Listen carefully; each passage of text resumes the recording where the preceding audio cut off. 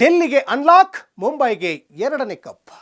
Women's premier league season ಮುಕ್ತಾಯಗೊಂಡಿದೆ. Mumbai Indians ತಂಡ ಎರಡನೇ ಬಾರಿಗೆ ಟ್ರೋಫಿ ಜಯಿಸಿದೆ. ಸತತ ಮೂರನೇ ಬಾರಿಗೆ ಫೈನಲ್ಗೆ ಎಂಟ್ರಿ ಕೊಟ್ಟ ಮೆಗ್ ಲ್ಯಾನಿಂಗ್ ಪಡೆಗೆ ಮತ್ತೆ ನಿರಾಸೆಯಾಗಿದೆ. ಫೈನಲ್ ಪಂದ್ಯದಲ್ಲಿ ಡೆಲ್ಲಿ ತಂಡವನ್ನು ಮುಂಬೈ 8 ರನ್ಗಳಿಂದ ಬಗ್ಗು ಬಡಿದಿದೆ. ಟಾಸ್ ಗೆದ್ದ ಡೆಲ್ಲಿ ತಂಡ ಮೊದಲು ಫೀಲ್ಡಿಂಗ್ ಆಯ್ಕೆ ಮಾಡಿಕೊಂಡಿತ್ತು. ಇದಕ್ಕೆ ಪ್ರತಿಯಾಗಿ ಬ್ಯಾಟಿಂಗ್ ನಡೆಸಿದ ಮುಂಬೈ 20 ಓವರ್ಗಳಲ್ಲಿ 149 ರನ್ಗಳನ್ನು ಕಲೆ ಹಾಕಿತ್ತು. ಹರ್ಮನ್ಪ್ರೀತ್ ಕೌರ್ ತಂಡವನ್ನು ಸ್ಪರ್ಧಾತ್ಮಕ ಮೊತ್ತ ಕಲೆ ಹಾಕುವಲ್ಲಿ ಪ್ರಮುಖ ಪಾತ್ರ ವಹಿಸಿದ್ರು. 150 ರನ್ಗಳ ಗುರಿ ಪಡೆದ ಡೆಲ್ಲಿ ಪಡೆ ಆರಂಭದಿಂದಲೇ ವಿಕೆಟ್ ಅನ್ನು ಕಳೆದುಕೊಂಡು ಬಂದಿತ್ತು.